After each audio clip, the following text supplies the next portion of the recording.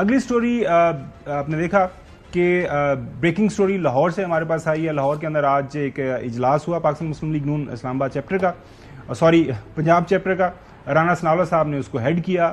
وہاں پہ ایک قرارداد پاس ہوئی. کیا قرارداد پاس ہوئی اور ارادے ہیں, کیا نیا لائحہ عمل طے کیا جا رہا ہے نون لیگ کی طرف سے, وہ سنیے ذرا.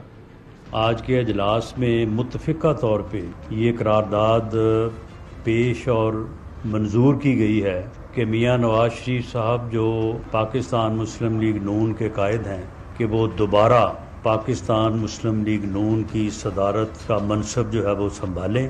اس مشکل وقت میں جو ہے وہ پاکستان مسلم لیگ نون کی جو ہے وہ دوبارہ سے قیادت کریں, اور ہمیں امید ہے, یقین ہے کہ ان کی ولولہ انگیز قیادت میں انشاءاللہ تعالی پاکستان مسلم لیگ نون جو ہے وہ پہلے سے بھی بڑھ کے مقبولیت اور اپنا مقام جو ہے وہ حاصل کرے گی.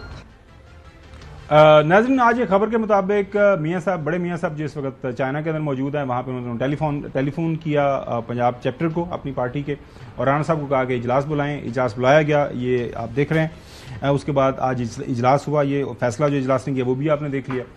اس کے بعد ناظرین کچھ ایسا پہلے تک یہ جب خبریں آنا شروع ہو گئی تھی کہ بڑے میاں صاحب جو ہیں وہ اب پارٹی قیادت بحیثیت آپریٹو جو ہے آپریشنل صدر کے طور پر واپس آنا چاہتے ہیں, لیکن کچھ لوگوں کا خیال تھا شاید آنا مشکل ہے, نہ آئیں, لیکن اب وہ آ گئے.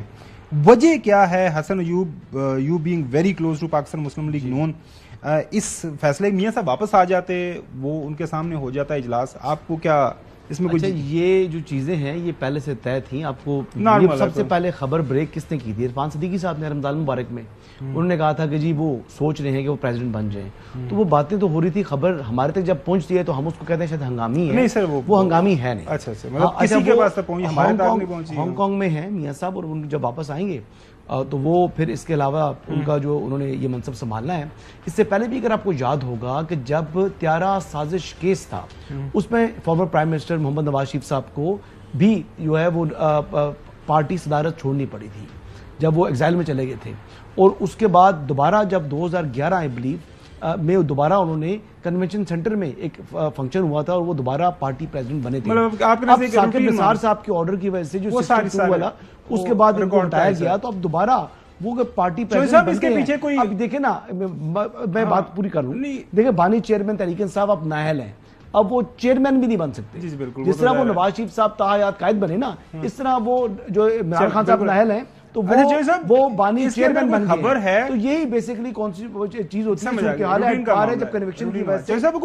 اس کے اندر خبر آپ کو لگ رہی ہے, لاہور کے اندر آپ بیٹھے ہیں, آپ شریف بردرز کو کافی قریب سے جانتے ہیں, مطلب وہ اوپر سے بیٹھ کے تاحیات قائد میرے, اگر وہ بڑا عہدہ ہے اوپر بیٹھ سے, ابھی بھی جو سارے فیصلے ہو رہے ہیں, آج بھی سوال ہوا کہ جی وہ تو قائد ہیں, جو فیصلہ کرنا ہے انہی کے کہنے سے ہونا ہے, جس کو ٹکٹ ملنی ہے, جس کو ٹکٹ نہیں دینی. ہم نے پچھلے ہفتے سنا گیا ان کے سینیٹرز نے کہا, ان کے منسٹرز نے کہا کہ آج اگر قائد بولیں کہ جی حکومت کو ڈیزالو کر دیں, وہ ڈیزالو کر دیں گے. تو پھر یہ مجھے سمجھ نہیں آ رہی کہ یہ صدارت کیوں لینا چاہ رہے ہیں قائد؟ نہیں, وہ کوئی مطلب ان کے تو بیانات اپنی جگہ ہے نا.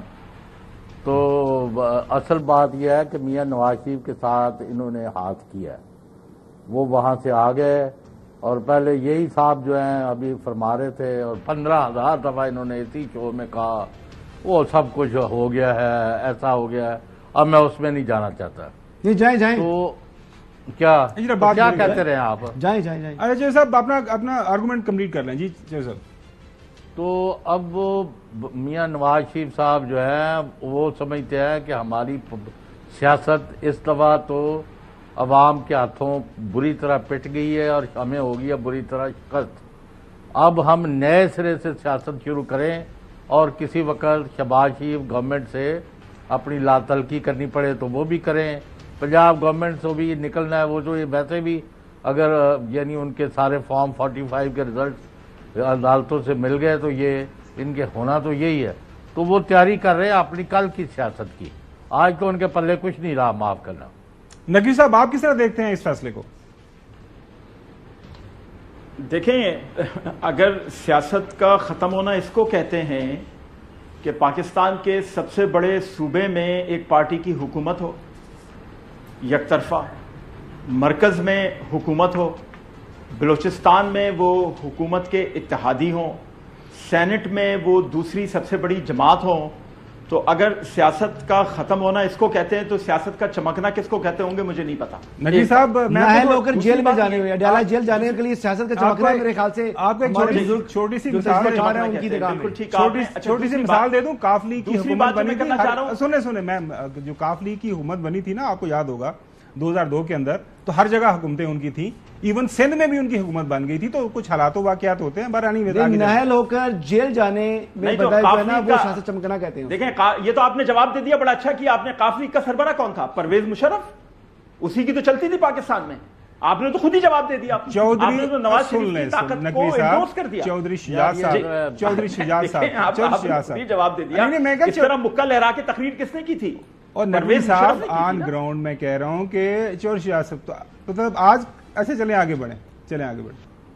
سر اب ہو گیا نا, جواب مل گیا نا, اب تو مل گیا جواب. اب آپ آگے جواب تو میں نے دے دیا.